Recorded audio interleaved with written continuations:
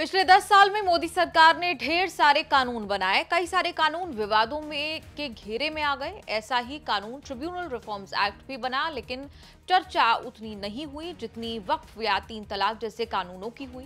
Tribunal act की चर्चा शायद इसलिए कम रही क्योंकि इसमें राजनीतिक विवाद नहीं रहा। एक एडमिनिस्ट्रेटिव कानून था जिससे ट्रिब्यूनल्स में नियुक्तियों को लेकर नए नियम बनने थे। सरकार के नियमों के खिलाफ जबरदस्त विरोध ने सुप्रीम कोर्ट में सरकार को करारी मात दे दी। सरकार के पास बहुमत है, उसका अड़ना बनता है कि कानून वही बनेगा जैसा हम चाहेंगे, लेकिन सरकार के बनाए कानून सुप्रीम कोर्ट के सामने रिव्यू किए जा सकते हैं। एक बार सुप्रीम कोर्ट से रद्द होने के बाद भी सरकार ने शब्दों की कलाबाजी दिखाकर आंखों में धूल झोंकने की कोशिश की। सरकार का खेल पकड़कर सुप्रीम कोर्ट ने मोदी सरकार का बनाया ट्रिब्यूनल रिफॉर्म्स एक्ट 2021 रद्द कर दिया। सरकार के बनाए एक ही कानून को दूसरी बार स्ट्राइक डाउन किया सुप्रीम कोर्ट ने, ये कहते हुए कि सरकार नई बोतल में पुरानी शराब लेकर आई थी। ट्रिब्यूनल रिफॉर्म्स एक्ट 2021 में न्यायिक निर्देशों की जानबूझकर अवहेलना की गई।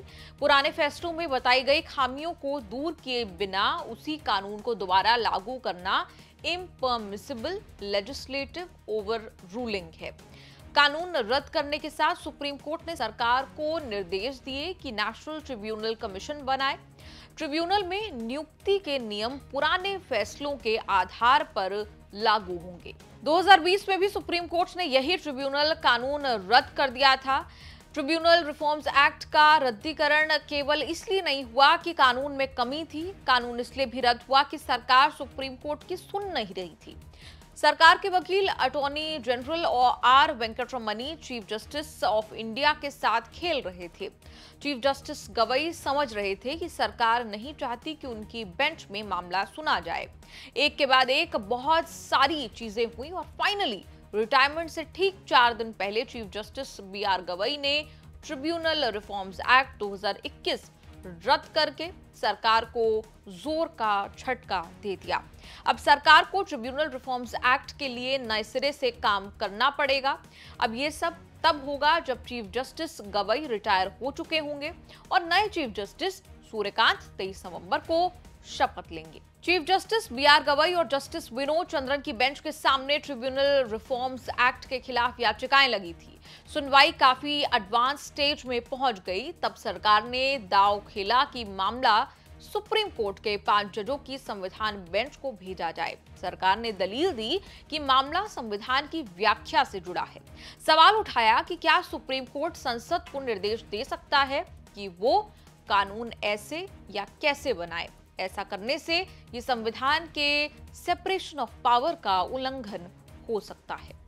चीफ जस्टिस गवई ने इस कदम को ऐसा माना कि सरकार उनकी बेंच से बचने की कोशिश कर रही है। कह भी दिया कि मैं रिटायर हो रहा हूं, इसीलिए सरकार ये सब कर रही है। चीफ जस्टिस सरकार के आगे नहीं झुके, मामला संविधान बेंच को नहीं भेजा और अब जो हुआ उसने ट्रिब्यूनल रिफॉर्म्स एक्ट को इतिहास बना दिया।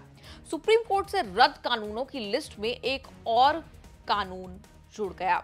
ट्रिब्यूनल रिफॉर्म्स का कानून का विवाद 2017 से चल रहा है। ट्रिब्यूनल्स की संख्या 26 से घटाकर 19 कर दी गई। सरकार ने ट्रिब्यूनल्स के चेयरपर्सन सदस्यों की नियुक्ति संबंधी अधिकार अपने पास रख लिए। 2020 में सुप्रीम कोर्ट ने सरकार के बनाए नियम रद्द कर दिए। सरकार फिर नए कानून लाई, उसे भी सुप्रीम कोर्ट में चैलेंज किया गया।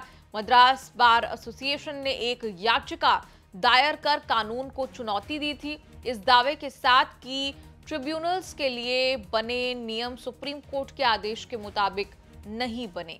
ट्रिब्यूनल्स रिफॉर्म्स पर 4 मुद्दों को लेकर सरकार और सुप्रीम कोर्ट में टकराव हुआ। सुप्रीम कोर्ट ने कहा था कि ट्रिब्यूनल सदस्यों की स्वतंत्रता सुनिश्चित करने के लिए कम से कम 5 साल का कार्यकाल होना चाहिए। सरकार ने नियम बनाया कि 4 साल के लिए नियुक्ति होगी। सरकार ने कानून बनाया कि नियुक्ति के लिए 50 साल की न्यूनतम आयु होनी चाहिए। कोर्ट ने कहा इससे युवा वकीलों को मौका नहीं मिल पाएगा।